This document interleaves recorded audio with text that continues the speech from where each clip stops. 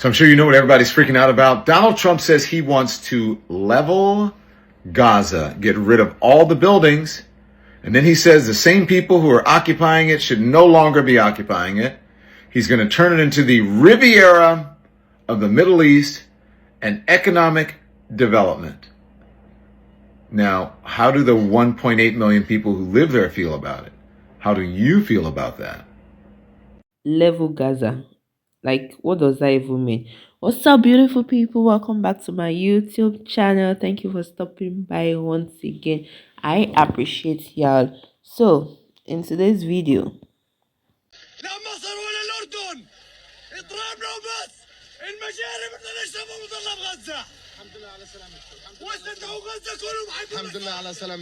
Donald Trump has just caused a global meltdown after last night's joint conference with Netanyahu because he announced with seemingly 100% seriousness that the United States will take over Gaza. His actual words? The U.S. will take over the Gaza Strip and we will do a job with it too.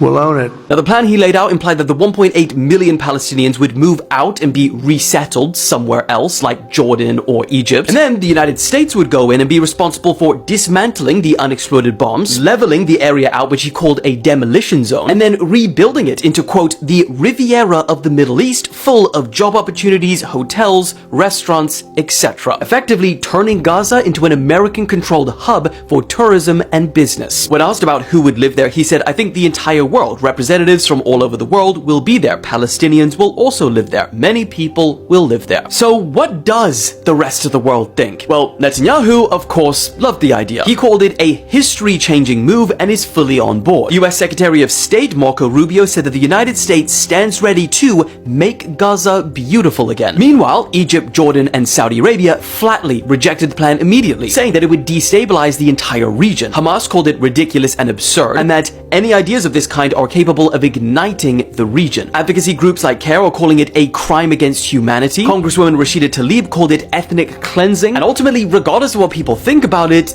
the legal implications are endless. I mean, just forcibly relocating an entire population and claiming a foreign land without any legal basis alone are extremely illegal under international law. This is more than just a controversial foreign policy take. Experts warn that if this does actually go ahead, it could cause international chaos, legal battles, and set fire to decades of diplomacy. But what do you guys think? Let me know in the comments. So Donald Trump's proposal to take over Gaza was just rejected by several world leaders and American allies. Here is what the Prime Minister of Australia, Anthony Albanese, said in response to Donald Trump's press conference, quote, Australia's position is the same as it was this morning, as it was last year, as it was 10 years ago. That position being a two-state solution, and he was so frustrated by the question that he didn't seem like he even wanted to entertain Donald Trump's nonsense, saying the following, quote, I'm not going to, as Australia's Prime Minister, give a daily commentary on statements by the US President. And here's how New Zealand's Foreign Minister responded when asked about what he thought of Donald Trump's Gaza proposal. Quote, New Zealand's long-standing support for a two-state solution is on the record, end quote. And then he added that New Zealand, quote, won't be commenting on every proposal that is put forward. So there you have it. It is week 3 of Donald Trump's presidency, and you have world leaders and American allies coming forward seemingly every single day to rebuke Donald Trump's unhinged statements. This man is embarrassing us. The Gaza thing has not worked. It's never worked.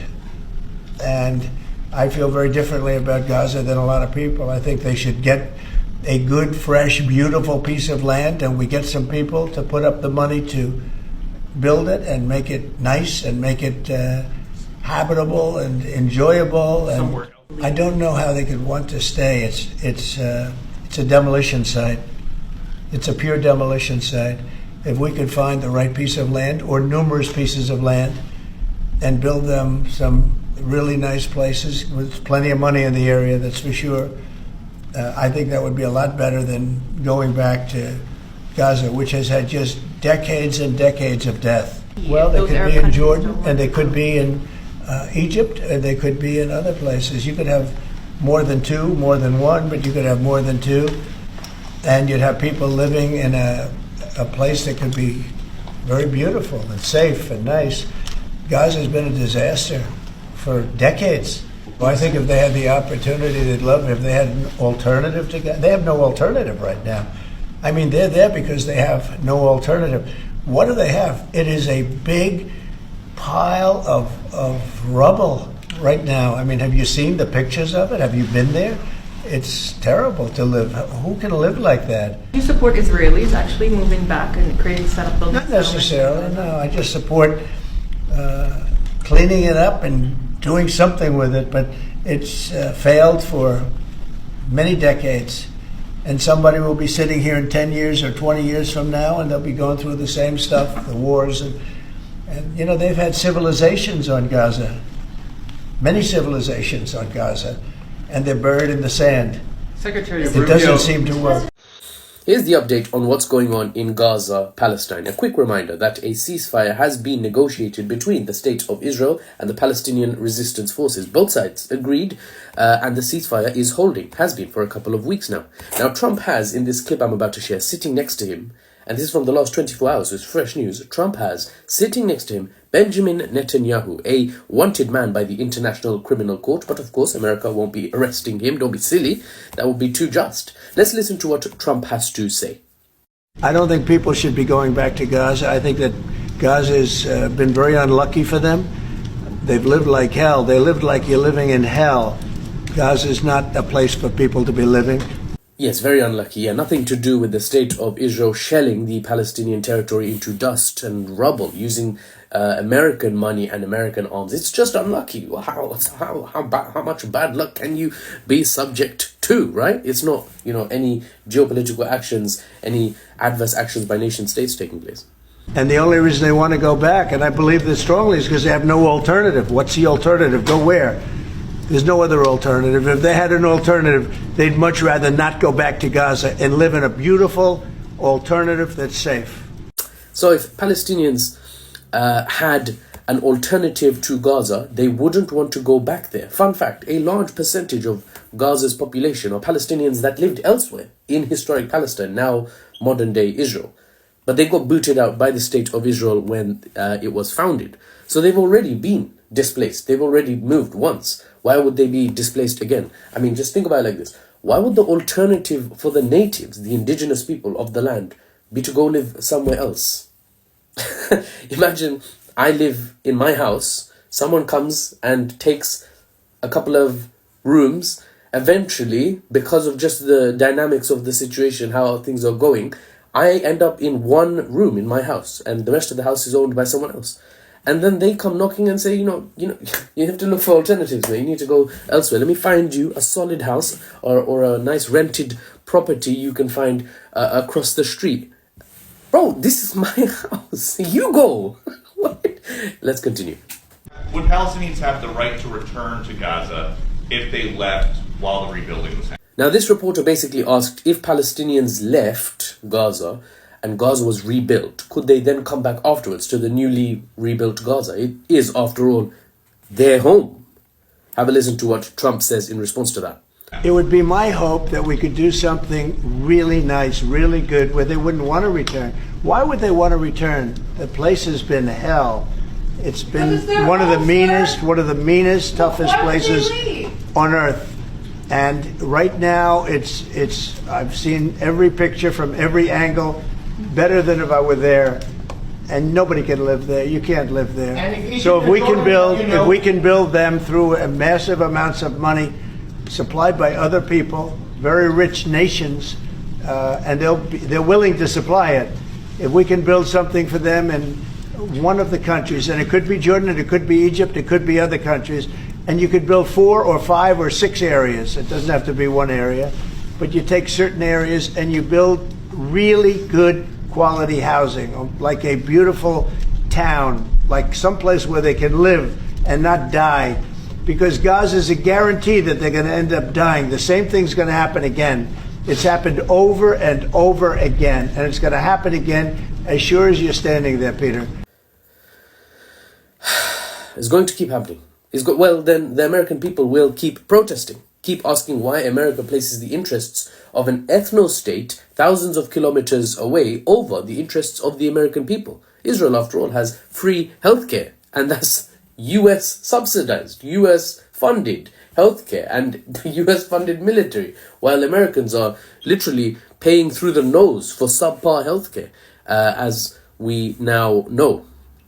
Now, a brief unpacking of what Trump actually said during this whole meetup, right? Some of you, my peeps, who have been watching my content for a while now, you'll know that I said weeks ago that Trump promised Netanyahu that he would call for Gaza to be emptied and for its native population, the Palestinians, he would call for other Arab states to take them. Trump is not a stupid man, okay? I just want to make that clear. That's my analysis, that's my understanding of the situation based on what I have seen, what I have read, what I've watched, what he has done in office 4 years ago. He's not a stupid man. Don't underestimate him. He knows that calling for Gaza to be emptied, calling for the Arab states to take the Palestinians, this is not realistic. He knows that. A people who endured 15 months of military Air Force bombardment from a tyrannical, occupational ethno-state does not simply give up when a ceasefire is in place and the situation is getting better, actually. This is not the low point. That was the low point. And they survived the low point.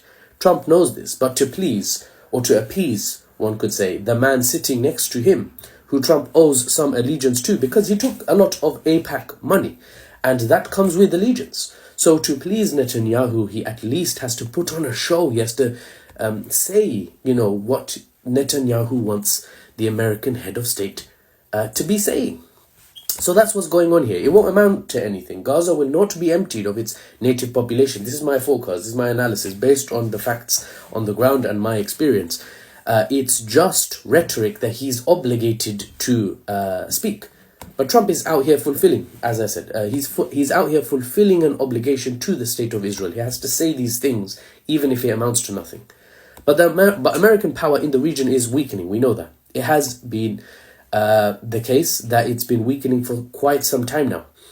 It has to, because American policy is now shifting to meet the titan of Asia, Zhongguo, or China. So expect lots of talk, but the action will be non-existent on the Middle East, on the Israel-Palestine front, or half-hearted at the very strongest from America. That's the analysis. Well, let's hope you're right. And let's hope that it's all going to be all talk and no action. Because at first, it was the Panama Canal. Then, it was making Canada the 51st state. And then, it was Greenland. And now, it's Gaza. I read a comment where somebody said, and I quote, "As a Trump supporter, I am flabbergasted." I mean, that comment took me out. It was really, really hilarious. So, well, Trump has been hinting about this Gaza Strip. He hinted on it on his inauguration where he said beautiful things can be done in Gaza. And I'm just wondering, and he actually said it now that when he was asked that, okay, so when this beautiful thing in quotes has been done in Gaza that you plan to do and you make it the Riviera, like you said, so are Palestinians actually allowed to come back to their country? And he was like, not necessarily. And I'm like, in their own land? So it's obvious that whatever it is that he is doing, it doesn't have their interest at heart. Because if you say you want to make it more beautiful, I mean, you should make it more beautiful for the citizens of the country, right? If there is really no hidden intention about this whole making Gaza more beautiful thing, if there's no hidden thing behind it, you should say, okay, so when this is done, they can come back to their country. I mean, it's their country. They can just come back and, enjoy it. We have done it for them. But it's obvious that that's not the issue here. And he's saying they should go to neighboring countries like Egypt, Jordan. So, what happens when those countries actually reject them? There's so much, guys. There's so much to think about. It's bad enough that they are in a war zone and everything they know and recognize in their environment is not looking the same anymore. The mental torture is there. And now they are going to be forced to leave their zone to somewhere else. They are just going from uncertainty to uncertainty. I mean, I really don't pray to be in their shoes right now because I just feel for them. I really feel for them. I really feel for them. And I don't even know where this is going. Let me know what you guys think in the comment section. Because now it's Gaza. Tomorrow we don't know what it will be. Like I said earlier, and I'll keep on saying, it's like we sleep, we wake up, and it's a new story. By the time we sleep and wake up tomorrow, we don't know what we'll be finding out again. It's just crazy. It's really crazy, y'all. Let me know what you think in the comment section about this Gaza gist because it's just blowing my mind. The more I think about it, the more I don't even know where to pinpoint and where to just put the points. It's all over the place. Let me know what you guys think. Thank you for liking, sharing, and subscribing. I'll see you in my next video. Don't forget to stay safe. Ciao.